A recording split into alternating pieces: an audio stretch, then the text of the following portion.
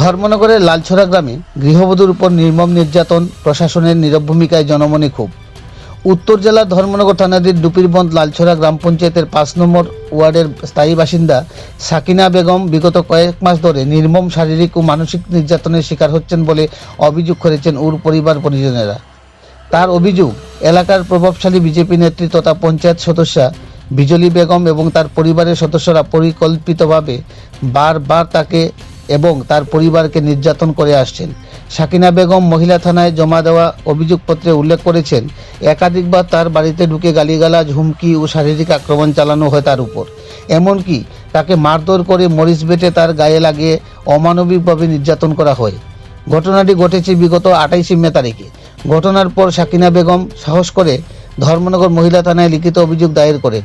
তবে অভিযোগ জানানোর পর কেটে গেল প্রায় 20 দিন, কিন্তু এখনও পর্যন্ত কোনো পদক্ষেপ গ্রহণ করেনি ধর্মনগর মহিলা থানার পুলিশ প্রশাসন।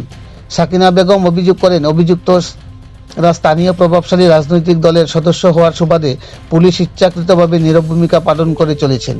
তিনি বলেন, একাধিকবার থানায় এসে বিচার প্রার্থনা করেছি, কিন্তু এখনও কোনো তদন্ত শুরু হয়নি। উল্টো অভিযুক্তরা নাকি হুমকি ধমকি দিয়ে বলছে তাদের কিছুই হবে না, কারণ তারা শাসক দলের লোক। এই ঘটনা জানাজানি হতেই এলাকায় ব্যাপক চাঞ্চল্যের সৃষ্টি হয়েছে।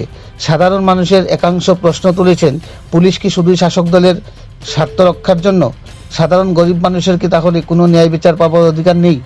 সাকিনা বেগমের অভিযোগের সুষ্ঠু তদন্ত ও অভিযুক্তদের বিরুদ্ধে কঠোর আইনি পদক্ষেপ গ্রহণের দাবিতে স্থানীয় প্রশাসনের কাছে আবেদন জানিয়েছেন। এদিকে পুলিশের পক্ষ থেকে এ বিষয়ে কোনো সদুত্তর পাওয়া যায়নি। ধর্মনগর প্রতিনিধি রিপোর্ট, শ্যামলী ত্রিপুরা। ওই যে আপনার উপর নির্যাতন করেছে ওনার নাম কি? আসারুদ্দিন, তার স্বামীর নাম, তার নাম হাজিরা বেগম। আপনাদের একই ওয়ার্ডে? একই ওয়ার্ডে না, আমরা 5 নম্বর ওয়ার্ডে, তারা 4 নম্বর ওয়ার্ডে, 4 নম্বর ওয়ার্ডে।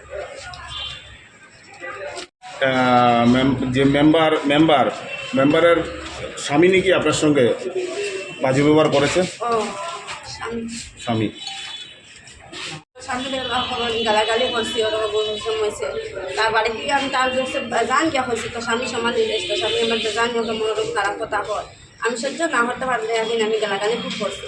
করার পরে আবার তার বাড়ি গিয়া হয়েছে তো স্বামী আমি গালাগালি করছি, তুই একে রাখিস।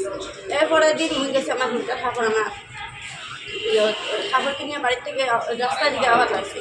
তারা টানি টানি রাস্তার মধ্যে মরিচ লাগাইছে, নাকের মধ্যে লাগানি করে বাড়ির টানিয়ে নিচে নেওয়ার পরে মারছে, লাইছে উপস্থ তাহলে আমাকে মরিচ লাগাইছে। পুলিশে গেছে, আমি আইলাম, আইয়া বেজান হইলাম, কেস দিলাম। কেস দেওয়ার পরে আমি হইলাম, হওয়ার পরে আর একদিন আমার গাহাই আইলাম, আমি আইয়া হলাম কি তো আসামি আনলাই না, আমারও হইলে না কিছু গেলে না। এখন আমরা তারা ডাকাইয়া আনছি, আবার আনার পরে তার হে হয়েছে আমরা তো আমরা মেম্বারে নিছে না, আর এক মেম্বারে কি 4 নম্বর ওয়ার্ডের মেম্বারে, 5 নম্বর ওয়ার্ডের না, 4 নম্বর ওয়ার্ডের মেম্বারে, 3 নম্বর ওয়ার্ডের মেম্বারে তাদের নিছে নেওয়ার পরে হয়েছেন বিচার ফাতিবা।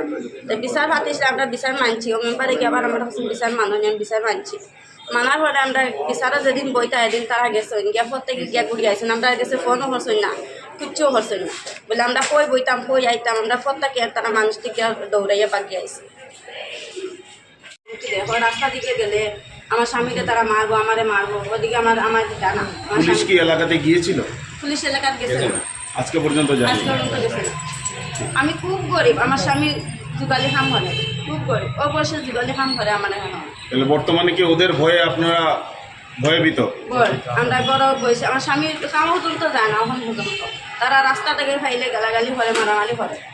তো আজকে এখানে আসার মূল উদ্দেশ্য হলো পুলিশ কেন তাদেরকে ধরছে না তার জন্য। কোন হারেন আমি গরিব দিকে আমার হলে আমি বললাম। তো এখানে এসে কি আপনারা কি শুনলেন, পুলিশ থেকে কি শুনলেন? জানি কি শুনলাম, আমার ম্যাডাম যে ম্যাডামটা কেস দিচ্ছে আমি ম্যাডাম নাই।